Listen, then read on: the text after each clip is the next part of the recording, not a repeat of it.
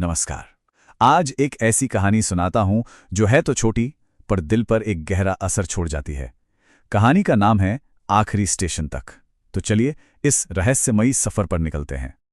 कहानी शुरू ही इस एक लाइन से होती है और हमें सीधा उस रात की ट्रेन के गहरे और रहस्यमयी माहौल में खींच लेती है।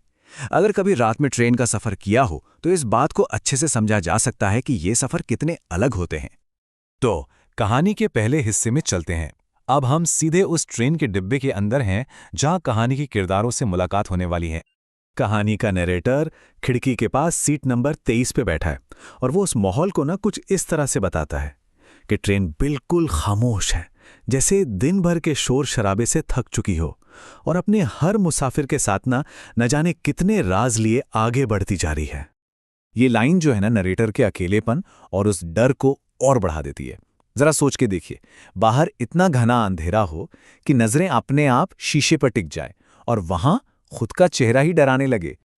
और तभी अगले स्टेशन पर एक लड़की ट्रेन में आती है, एकदम सादे कपड़े, आंखों में थकान, और वो आकर नरेटर के ठीक सामने वाली सीट पर बैठ जाती है, चुपचाप। और दोनों के बीच एक अजीब सी खामोशी छा जाती है, ऐसी खामोशी जो ट्रेन की आवाज से भी ज्यादा भारी लग रही थी। और फिर इतनी देर की खामोशी टूटती है। लड़की अचानक से पूछती है, आप भी आखिरी स्टेशन तक? सवाल तो बड़ा सीधा सा है, लेकिन उस माहौल में ये सवाल बड़ा गहरा और कहीं ना कहीं थोड़ा अजीब सा लगता है। जब नैरेटर हाँ कहता है तो वो बस हल्का सा मुस्कुराती है, जैसे उसे जवाब पहले से ही पता था, और फिर अपनी आंखें बंद कर लेती है। अब नैरेटर सोच में पड़ जाता है कि क्या वो सच में सो गई है या मामला कुछ और है। तो अब कहानी एक नए मोड़ पर आती है, जहां सस्पेंस और भी गहराने वाला है। सफर आगे बढ़ रहा है और अब एंट्री होती है एक नए किरदार की, जो एक ऐसा राज खोलेगा जिसे सुनकर सबके होश उड़ने वाले हैं। तो ट्रेन एक के बाद एक स्टेशन पार कर रही है। लोग चढ़ रहे हैं, उतर रहे हैं, लेकिन वो लड़की, वो अपनी जगह से बिल्कुल नहीं हिलती, टस से मस नहीं होती।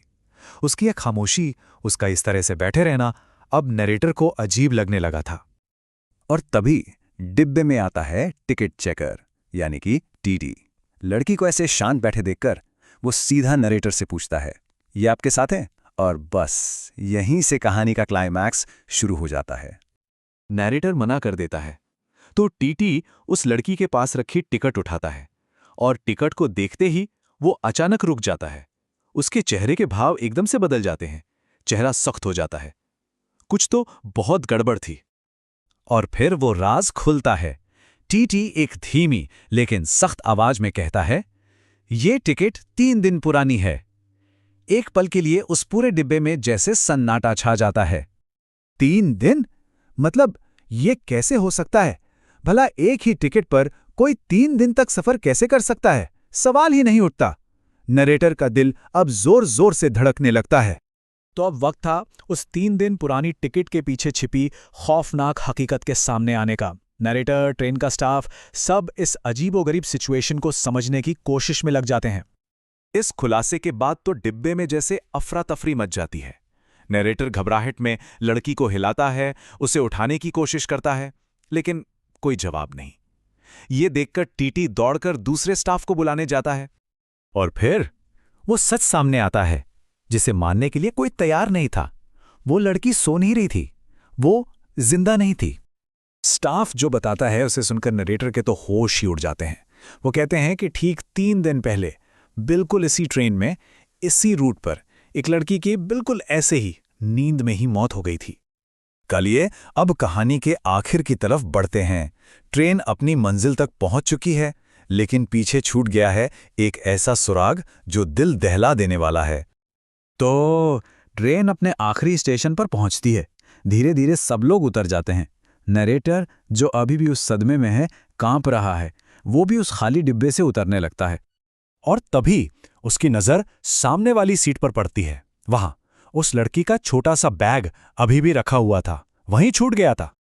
नरेटर उस बैग को उठाता है, अंदर देखता है तो एक कागज का टुकड़ा मिलता है और उस पर लिखा था, अगर उस रात कोई मुझे जगा देता तो शायद मैं आज यहां नहीं होती। ये लफ्ज उस लड़की की अधूरी ख्वाहिश, उसके अफसोस की कहानी कह रहे थे।